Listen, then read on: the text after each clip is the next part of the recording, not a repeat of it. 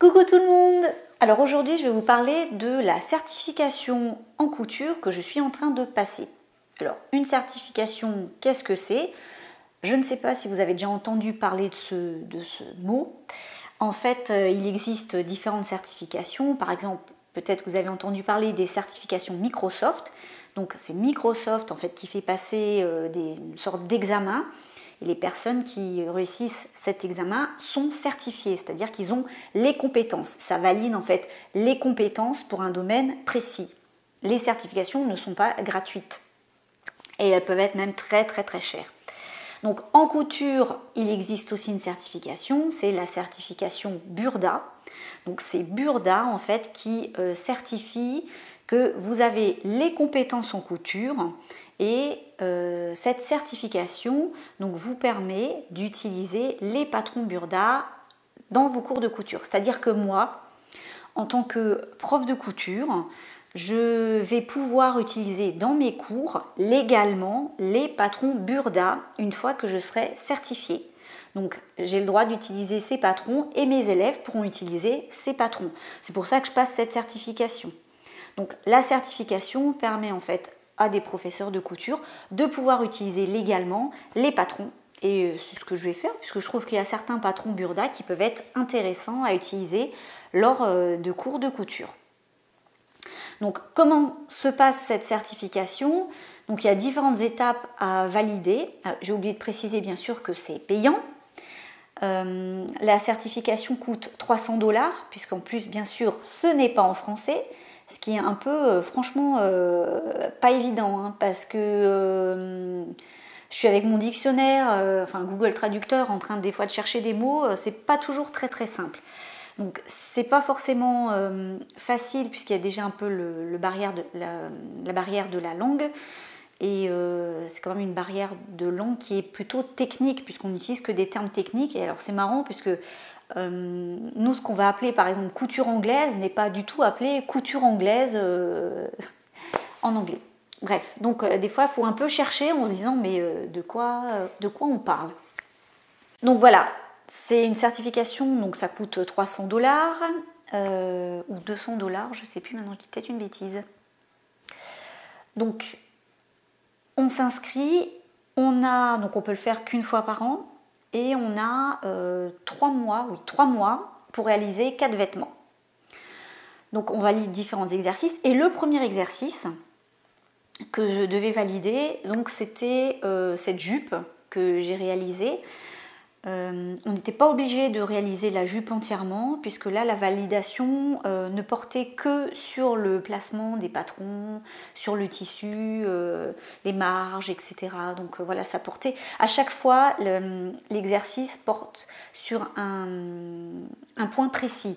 Donc c'est pour ça que j'ai pas pu faire de modification parce que j'étais obligée de couper les pièces dans n'importe quelle taille que je voulais, mais il fallait que je respecte la taille. Donc du coup voilà, je me suis retrouvée à faire une jupe qui m'allait pas, quoi, tout simplement.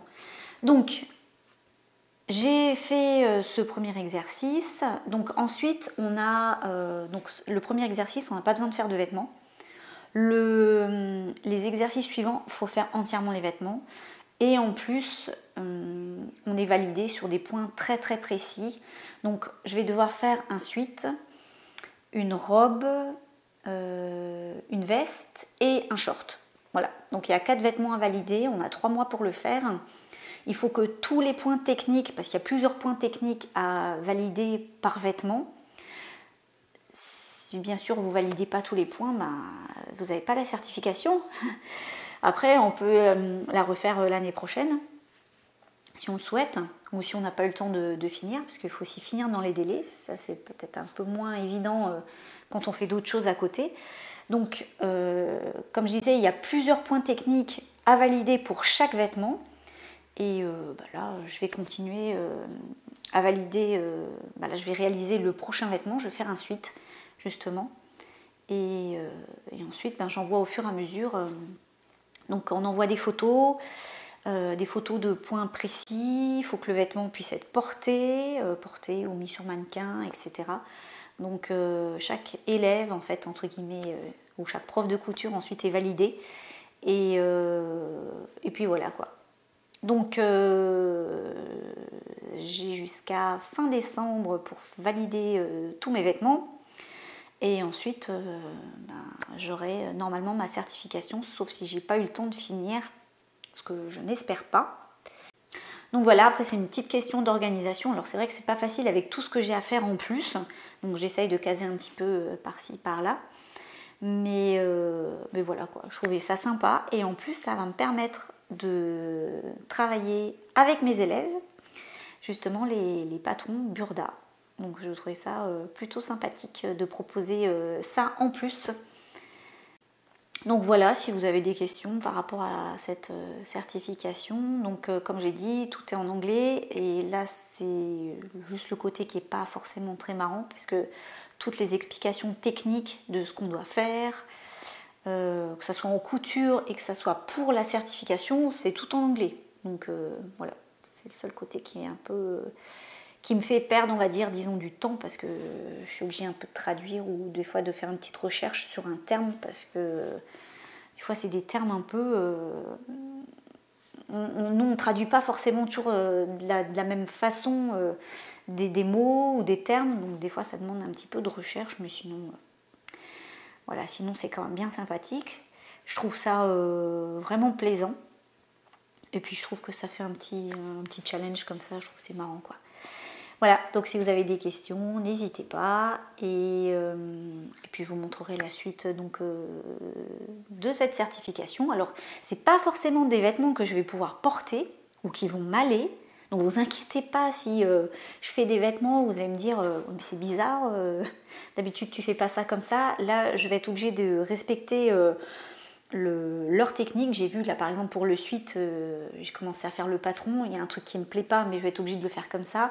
L'encolure, je la trouve, moi je la trouve large parce que d'habitude je fais pas aussi large que ça. Je calcule en fait un pourcentage pour que l'encolure soit bien répartie et eux apparemment imposent une dimension et j'ai pas l'impression que ça soit serré comme j'aime. Donc bon voilà, ça sera peut-être un peu plus large mais c'est pas grave, de toute façon on est obligé de respecter les consignes puisque c'est pour être certifié, donc c'est justement le but, c'est respecter des consignes, donc voilà. Donc sur ce, je vous dis à bientôt, je vous embrasse, bye bye.